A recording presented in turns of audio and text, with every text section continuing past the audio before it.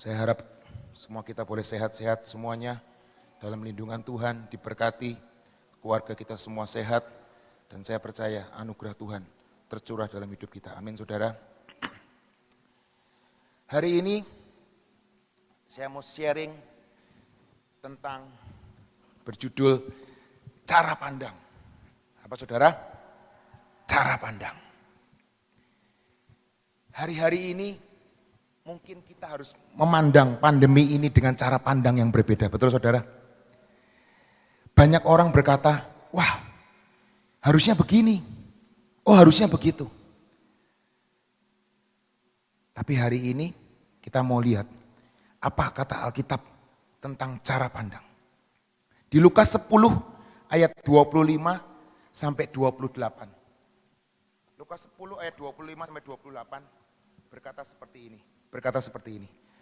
Pada suatu kali berdirilah seorang ahli Taurat untuk mencobai Yesus.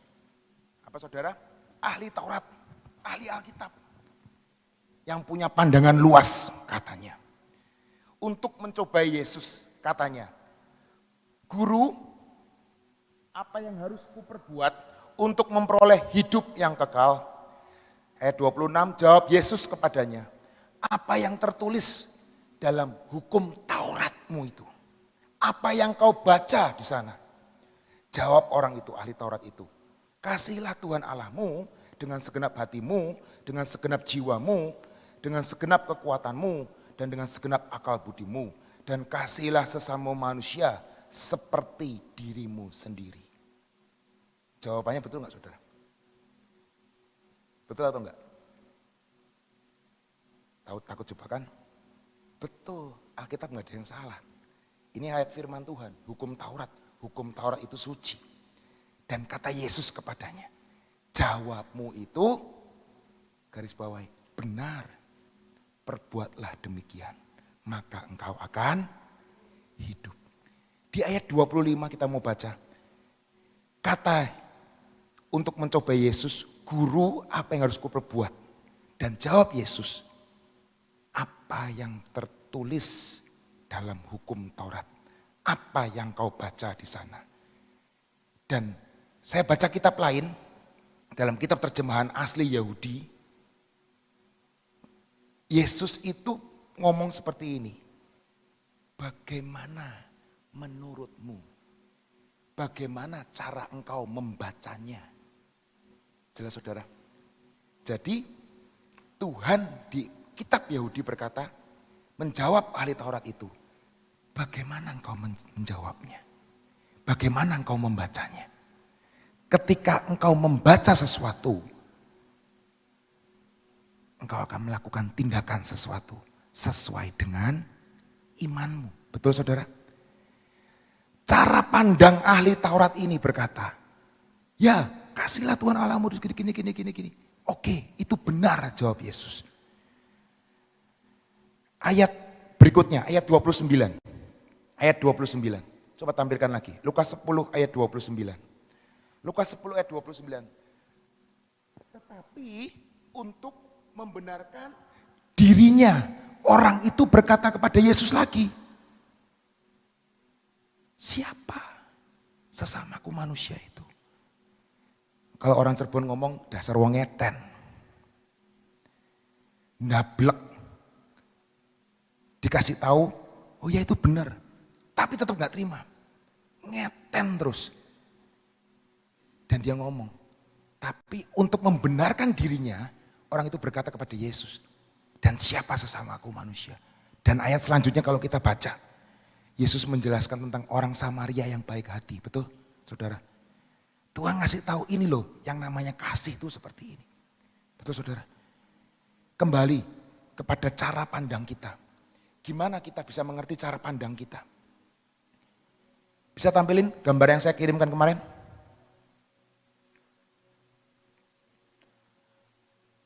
Saudara lihat, angka 6 ada di tanah. Orang yang di sebelah sini berkata, 6. Orang yang berkata sebelah situ berkata apa? 9. Ada yang salah? Ada yang salah? Yang sebelah kiri salah? Enggak. Sebelah kanan salah? Enggak, saudara. Hanya karena cara pandang kita berbeda, bukan berarti kamu yang paling benar. Seperti ahli Taurat tadi. Kamu hanya belum pernah ada di posisi. Betul saudara? Seringkali kita ngomong, aku yang benar.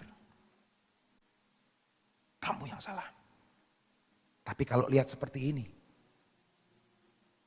ayo bagaimana? Ada lagi, ini lebih lucu lagi saudara.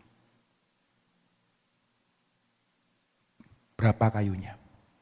Balok kayunya ada berapa? Coba lihat saudara. Kalau lihat dari sebelah kiri, ada opat, orang Sunda ngomong. Kalau lihat sebelah kanan, tilu. Betul? Ini jumlahnya 4. Yang sebelah kanan ngomong, kagak. Yongan telu, jelas-jelas telu. Mata ini bisa menipu saudara. Pikiran ini bisa menipu. Betul saudara? Itulah kelemahan manusia. Ini cuma gambar loh saudara.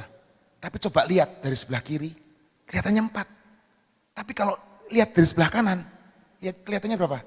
3. Bukan mata saya yang salah kan saudara kan? Hari ini saya bawa kacamata, tapi saya lihat pakai kacamata saya di rumah pun nggak salah tuh mata saya. Apakah orang kiri yang salah? Enggak juga. Orang kanan yang salah? Enggak juga. Cara pandang kita membuat kita, hidup kita ini kadang-kadang melangkahnya salah. Betul saudara? Contoh, saya punya 2 orang anak. Waktu kecil, anak saya yang pertama vaksinnya lengkap. Anak yang kedua lebih nggak lengkap vaksinnya karena biasa kan, ibu tahu kan, kalau anak kedua itu vaksinnya udah nggak lengkap. Tapi vaksin yang pertama, anak pertama, wah lengkap dari A sampai Z. Tiap sebulan sekali ke dokter langganan, suntik lagi, suntik lagi. Saudara tahu, anak saya waktu pertama kali dibawa ke dokter nggak apa-apa. Tapi kedua, ketiga, dengar kata dokter aja, udah apa? Menjerit, betul? Dan yang lucunya lagi, ketika sampai di poliklinik atau sampai di rumah sakit atau sampai di tempat dokternya, anak saya nangis, betul kan saudara? Terus apa yang dilakukan oleh orang tuanya? Dicekeli, dipegang kakinya, ditarik tangannya atau dipelorotin celananya, sodorin ke dokternya. Dan disuntiklah dia, divaksinlah dia. Terus nangis gak? Nangis sebentar, terus enggak lagi, ketawa-ketawa lagi. Anak yang kedua saya lebih kritis saudara. Dokternya jahat. Nggak mau ke dokter itu. Ngeri. Dan yang lucunya lagi, dokter itu tetangganya saya di rumah. Dan kalau dokter itu jalan-jalan sore, lewat rumah saya, itu anak saya lari loh ke dalam. Lihat dokternya. Dokternya lucu loh saudara. Nggak galak mukanya. Tapi begitu dari jauh lihat dokternya, anak saya pas di luar main, langsung lari. Dari kisah ini saya mau ngomong apa? Cara pandang saya sama cara pandang anak saya berbeda. Cara pandang saya, kamu tak vaksin. Supaya kamu itu nanti gak sakit-sakitan. Kamu tak vaksin polio, kamu tak vaksin yang namanya apa? Apa itu namanya? Macam-macam lah. Ada yang buat radang, ada yang buat mencret-mencret. Dan itu semua adalah penyakit-penyakit mematikan di zaman yang lalu. Dalam pemikiran saya, kamu tak vaksin supaya kamu gak kena, supaya kamu gak sakit. Itu cara pandang saya. Betul saudara? Tapi buat anak saya, Papa mama di rumah tuh membelai-belai saya. Kasih hadiah, kasih kado. Tapi hari ini saya dibawa ke orang jahat. Bawa suntikan, bawa benda tajam. Dan yang lucunya lagi, papa mama, habis saya dibuat nangis. Itu papa mama ngeluarin uang bayar loh dokternya. Itu cara pandang anak saya. Betul saudara? Dan cara pandang itu satu kejadian, tapi ada dua cara pandang. Betul saudara? Seperti gambar tadi. Anak saya dan saya. Contoh yang kedua saudara. Ada dua orang bekerja di sebuah perusahaan multinasional mungkin, internasional. Karena gedungnya pencakar langit ceritanya. Yang satu, mereka selalu bersama-sama. Karena untuk ngirit, mereka selalu naik bus bersama, naik angkutan bersama. Bahkan kalau kadang-kadang naik mobil bersama. Untuk mengirit bahan bakar, untuk mengirit pengeluaran mereka. Tapi mereka beda perusahaan sih. Terus suatu hari mereka akan pulang. Yang A menelpon yang B. B, ayo kita pulang sekarang. Soalnya ini jalanan lagi lancar nih. Udah gak macet nih. Yang si B ternyata ada di lobi. Ada di bawah. Dan B ngomong, hah? Gak salah lu. Ini gua lihat di depan gedung kita ini macet total. Macet total. Semua orang lagi berkerumun. Macet total. Jangan pulang sekarang. Mendingan kita ke kafetaria. Mendingan kita ke mall dulu sebelah. Setelah kita ke mall, setelah selesai nanti rada malam, gak macet, kita akan pulang. Dan si A, dia ngomong, tertawa. Ah, kamu ini gimana sih? Saya ini ada di lantai 10. Saya ini memang tadi macet. Di depan kita macet. Tapi karena ada di sebelah persimpangan jalan, itu ada bus yang terguling. Tapi sekarang bus itu sudah disingkirkan. Ada kejadian di sebelah sana.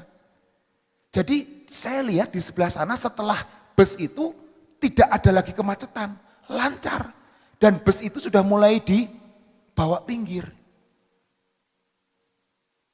Artinya apa saudara? Si A ini ada di lantai 10.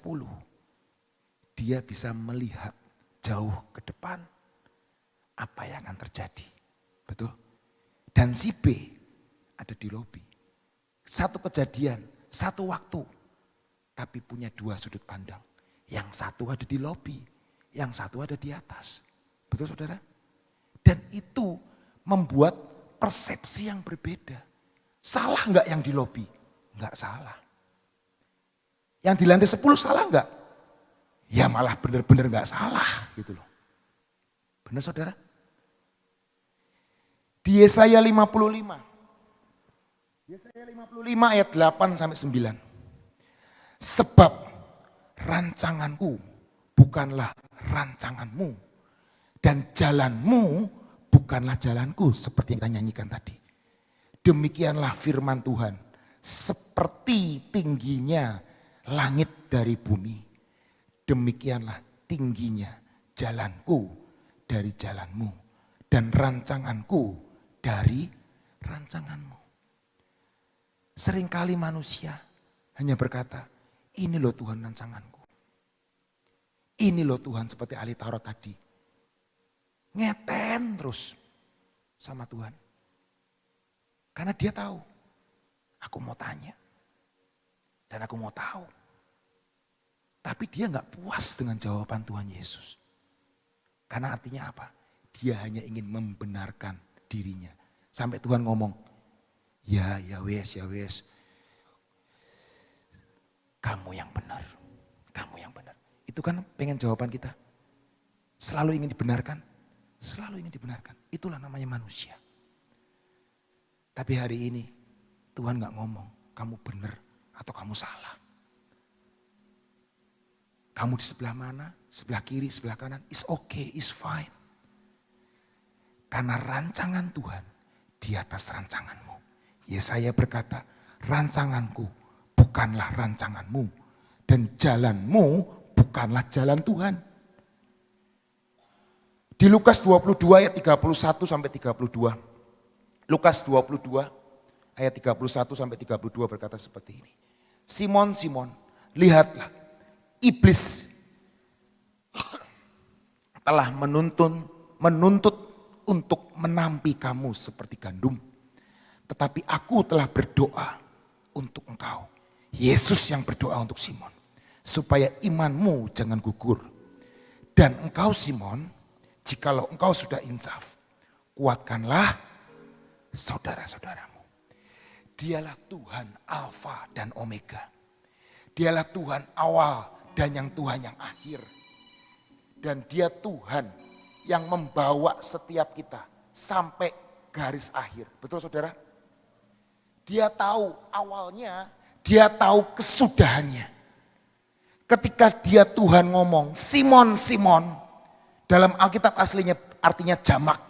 Bukan cuma ke Simon, tapi ke semua muridnya. 120 murid. Bukan cuma Simon, tapi ke 120 murid. Lihat, iblis telah menuntut untuk menampi kamu semua seperti gandum. Itu untuk pemisahan. Gandum yang jelek dengan gandum yang baik. Gandum yang bersih dengan gandum yang kotor. Dan pasti gandum yang bersih akan lebih mahal harganya. Betul saudara? Dan hari itu Tuhan melihat kamu akan tergoncang semuanya. Kamu akan tergoncang dengan keadaan. Tapi percayalah, suatu kali engkau akan insaf. Dan aku berdoa, imanmu tidak pernah akan gugur. Destinimu akan tetap sampai. Amin saudara. Iblis akan menggocok kita. Iblis akan membuat kita jadi takut, jadi pesimis, menghancurkan kita, menggocok kita sampai hancur. Tapi hari itu Tuhan ngomong, aku Tuhan yang sudah berdoa buat kamu. Supaya imanmu jangan gugur. Dan engkau, jikalau engkau sudah insaf, kuatkanlah saudara-saudaramu. Terpujilah nama Tuhan. Simon yaitu Petrus. Dia mencintai proses. Dia mencintai pengalaman bersama Tuhan. Ketika dia menyangkal Tuhan sekalipun. Tapi dia jalan. Dan akhirnya nyampe saudara. Dan hari itu Petrus menjadi orang yang sangat populer. Yang sangat populer di zaman itu. Sampai dia membuat kegerakan di mana-mana. Betul saudara? Karena dia gak pernah menyerah akan hidupnya. Betul saudara? Dia mencintai prosesnya. Dan mau punya pengalaman bersama Yesus. Bandingkan dengan Markus 10. Saya pernah cerita juga tentang anak muda. Anak muda ini anak yang kaya raya. Seorang yang terpelajar juga menurut Alkitab. Markus 10 ayat 17 sampai 18 berkata. Pada waktu Yesus berangkat untuk meneruskan perjalanannya. Datanglah seorang berlari-lari mendapatkan dia. Dan sambil bertelut di hadapannya. Dan ia bertanya, guru yang baik, apa yang harus kuperbuat untuk memperoleh hidup yang kekal? Jawab Yesus, mengapa kau katakan aku baik? Tak seorang pun yang baik selain daripada Allah saja. Hari itu kalau kita baca kisahnya berikutnya, anak itu pergi dari Yesus dengan sedih. Betul saudara? Dan ceritanya tidak pernah terdengar lagi di Alkitab. Anak itu tidak memilih prosesnya. Anak itu tidak memilih untuk ayo aku mau ikut Tuhan. Dan aku mau berpengalaman dengan Tuhan. Enggak. Tapi dia mencintai harta bendanya. Mencintai segala sesuatu yang dalam dirinya. Dan dia tidak mau ikut Tuhan. Dan pada akhirnya anak muda ini tidak pernah terdengar lagi di Alkitab. Betul saudara? Beda sama Simon. Dia udah nyangkal Tuhan sekalipun. Tapi dia ngomong, aku mau ikut. Mungkin hari ini cara pandang kita berbeda. Tapi percayalah, rancangan Tuhan melebihi pandangan kita. Amin. Dan dia Tuhan yang sanggup mengubahkan segala sesuatunya seperti apa yang dia mau. Amin. Ayat yang terakhir sebelum kita tutup. Filipi 4 ayat 13. Segala perkara dapat kutanggung di dalam Dia yang memberi kekuatan kepadaku. Amin saudara. Cintai proses. Hasilnya nanti belakangan. Amin. Cintai proses. Cintai proses. Yusuf, Daud. Semua mencintai prosesnya. Berat. Air mata, ya air mata. Tapi segala perkara dapat kutanggung bersama Yesus yang memberi kekuatan kepadaku. Tentang mata saudara. Kita bisa melihat cara pandang seperti cara pandang Tuhan. Kalau mata kita, mata yang terang. Betul saudara? Matius 6 ayat 22 ayat 23. Mata adalah pelita tubuh. Mata adalah pelita tubuh. Jika matamu baik, apa saudara? Teranglah seluruh tubuhmu. Jika matamu jahat, gelaplah seluruh tubuhmu. Jadi jika terang yang ada padamu gelap, betapa gelapnya kegelapan itu. Amin saudara. Mata ini pelita tubuh. Betul? Suatu saat saya melihat saudara aja remang-remang saudara. Saya nggak kelihatan mukanya Om Cece itu seperti apa, saya nggak kelihatan. Saya baca, boro-boro bisa baca. Suatu saat istri saya itu sepedaan bareng-bareng sama teman-teman sama saudara-saudara. Sudah hampir jam 8:30. Saya lihat jam, karena istri saya nggak bawa jam, tapi saya bawa jam. Dia ngomong, hari ini cuacanya enak ya, mendung terus. Saya ngomong, lah iya mendung terus, itu kacamata dibuka. Pas dibuka, walah iya ya, wis terang benderang. Betul saudara? Mata ini pelita tubuh. Tapi kalau dunia ini menutupi cara pandangmu, ketone kabeh peteng saudara. Semua gelap. Kayaknya keren ya, wah keren pakai kacamata. Tapi kalau pakai tongkat keren enggak? Enggak keren lagi saudara. Ini lepas ini loh, kacamata ini loh, yang hitam ini nih, lepas. Cara pandang dunia lepaslah dalam hidupmu. Supaya engkau bisa melihat terang dengan firman Tuhan. Amin. Tadi kita nyanyi. Amin saudara. Yang terakhir. Mazmur 119 ayat 105. Firman-Mu itu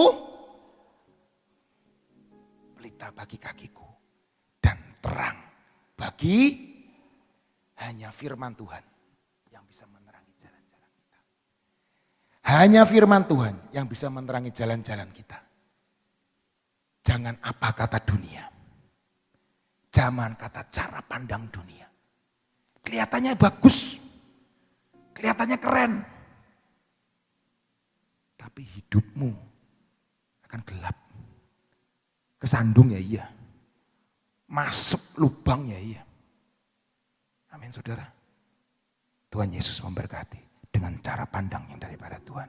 Amin. Kita itu bisa bertengkar. Itu karena punya cara pandang yang berbeda. Rumah tangga bisa terjadi pertengkaran. Itu karena cara pandang.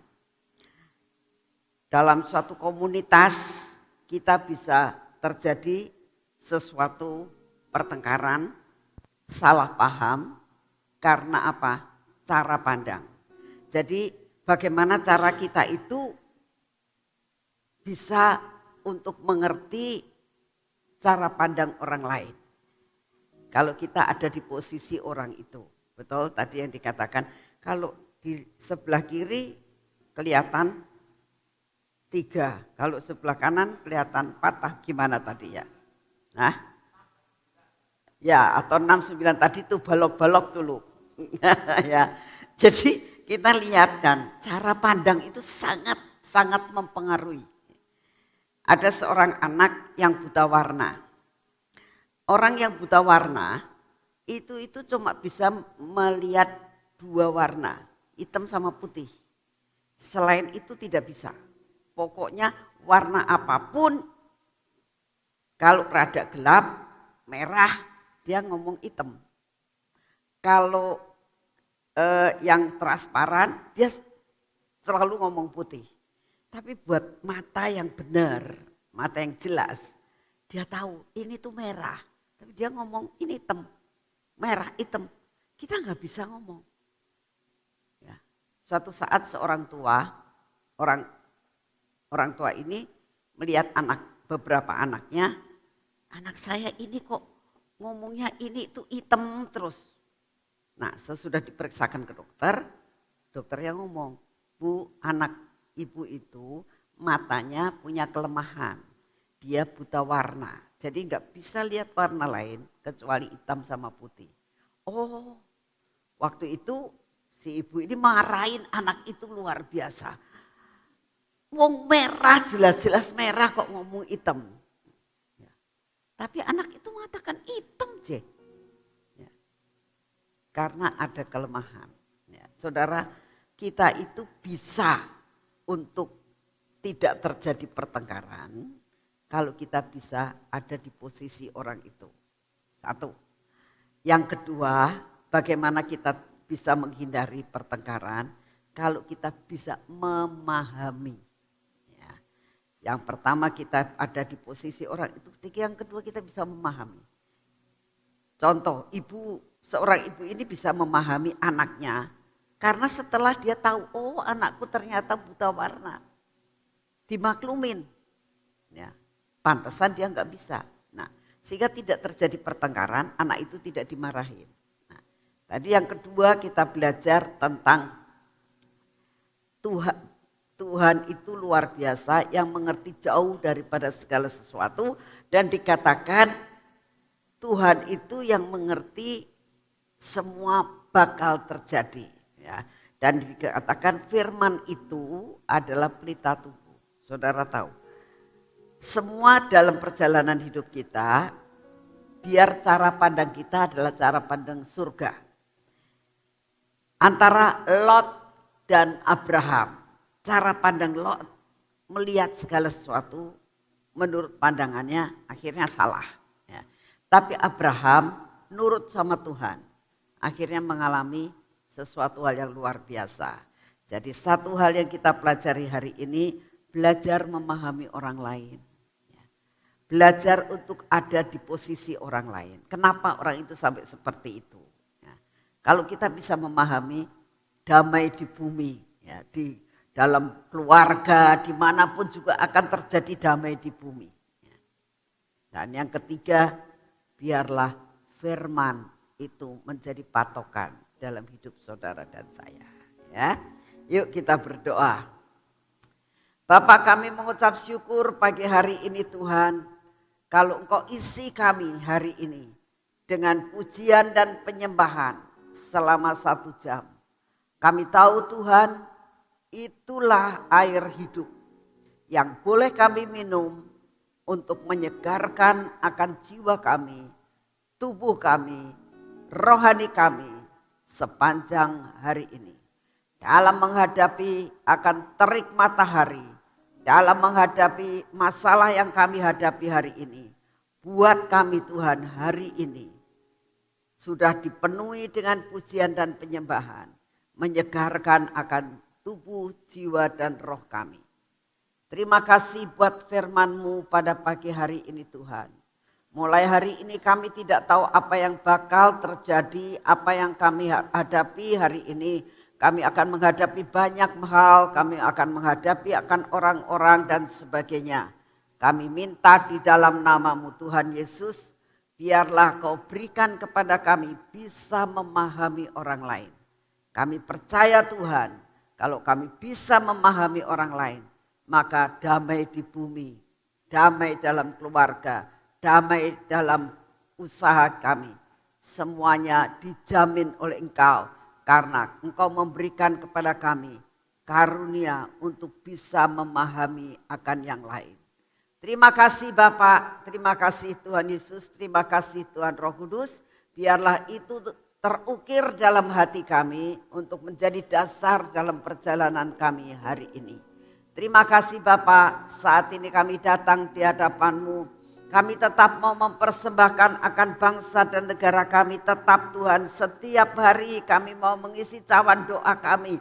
Kami mau berdiri buat bangsa dan negara kami Tuhan. Karena kami percaya bahwa Engkau tempatkan kami di Indonesia. Untuk kami boleh menjadi pendoa buat Indonesia. Engkau berikan kepada kami bangsa-bangsa. Untuk kami boleh berdoa untuk 5 benua ini. Kami percaya Tuhan. Biarlah setiap pagi kami mengisi cawan doa kami. Kami berdoa saat ini untuk keadaan cuaca di negara kami ini. Dan cuaca di bumi ini Tuhan. Kami hanya minta anugerah-Mu turun. Biarlah apa yang bakal terjadi. Jikalau boleh, biarlah Engkau tunda Tuhan. Ada penundaan terjadi. Sehingga malapetaka tidak akan menimpa bangsa kami. Tidak menimpa dunia ini Tuhan. Karena kami tahu waktunya belum tiba. Kami percaya bahwa Engkau sanggup untuk mereka-reka dengan berbagai-bagai cara Tuhan. Sehingga semua malapetaka dapat dihindarkan. Dapat ditunda Tuhan. Biarlah rencana-Mu yang jadi atas bangsa kami. Atas dunia ini. Bapak, saat ini juga kami datang di hadapan-Mu. Kami tetap berdoa untuk pandemi yang ada ini Tuhan. Kalau kami melihat akan grafik yang ada, kami bersyukur Tuhan untuk saat-saat ini. Grafik sudah mulai menurun Tuhan. Kami percaya ya Bapak bahwa apapun situasi apapun, Engkau akan membedakan kami. Kami percaya Tuhan, kami adalah orang-orang yang dibedakan karena perlindungan yang daripada-Mu turun atas kami. Buat kami mendekatkan diri kami kepadamu. Berjalan bersama dengan Engkau. Di dalam perlindungan dan naungan daripada kepak sayap-Mu. Dan kami percaya ada masalah apapun. Dalam bahaya apapun. Kami tahu Tuhan perlindungan yang daripada-Mu tidak akan pernah undur daripada kami. Terima kasih untuk kasih setia-Mu Bapak. Kami tetap berdoa untuk Bapak Presiden kami. Berikan hikmat untuk dapat memimpin bangsa kami. Berikan roh kebijaksanaan untuk dapat mengambil keputusan seperti yang Engkau mau. Bapa, kami berdoa beri kekuatan, kesehatan buat seluruh rakyat Indonesia Tuhan. Engkau berikan kepada rakyat Indonesia kekuatan yang daripada-Mu. Kami berdoa untuk seluruh aparat negara kami Tuhan. Untuk mempunyai unity bersatu. Untuk berjuang memulihkan keadaan Indonesia. Sehingga kami percaya waktunya tiba. Indonesia dipulihkan kembali. Perekonomian dipulihkan, pariwisata dipulihkan, transportasi dipulihkan. Dan semua berjalan seperti yang Engkau mau. Kami berdoa untuk semua hasil tambang dan hasil bumi Tuhan. Kami mohon anugerah-Mu supaya itu dapat dipakai untuk kemajuan dan kesejahteraan buat rakyat Indonesia. Terima kasih Tuhan Yesus, kami mau menyerahkan akan saudara-saudara kami dimanapun mereka berada. Kalau saat ini mereka sedang menghadapi akan pandemi ini. Tuhan kami mohon anugerah-Mu. Datanglah Bapa, Engkau berikan kesembuhan yang sempurna karena Engkaulah Jehovah Rafa. Bila mereka saat ini menghadapi tekanan ekonomi yang sangat berat, kami minta di dalam nama-Mu. Bapa, pada saat mereka berseru kepadamu karena mengalami perkara-perkara yang luar biasa yang sangat menekan hidupnya. Kami minta di dalam nama-Mu Tuhan, biarlah tangan-Mu terulur Tuhan. Masalah-masalah dalam keluarga, masalah-masalah dalam perekonomian, Tuhan Engkau datang dan Engkau buat jalan keluar, Engkau buat solusi sehingga semua ada jalan yang baik yang mereka akan tempuh. Terima kasih untuk kasih setiamu Bapak. Engkaulah jalan dan kebenaran dan hidup. Engkau akan memberikan selalu jalan keluar bagi setiap anak-anak-Mu. Bapa yang di surga, kami berdoa biar setiap anak-anak-Mu tetap bertahan saat ini Tuhan. Karena kami tahu saat-saat ini jalannya tidak mudah. Tetapi kami percaya Engkau beserta dengan kami. Kami boleh melewati jalan-jalan ini dan kami akan mengalami kemenangan. Terima kasih untuk kasih setiamu. Dalam nama Tuhan Yesus, kita masuk dalam pengurapan.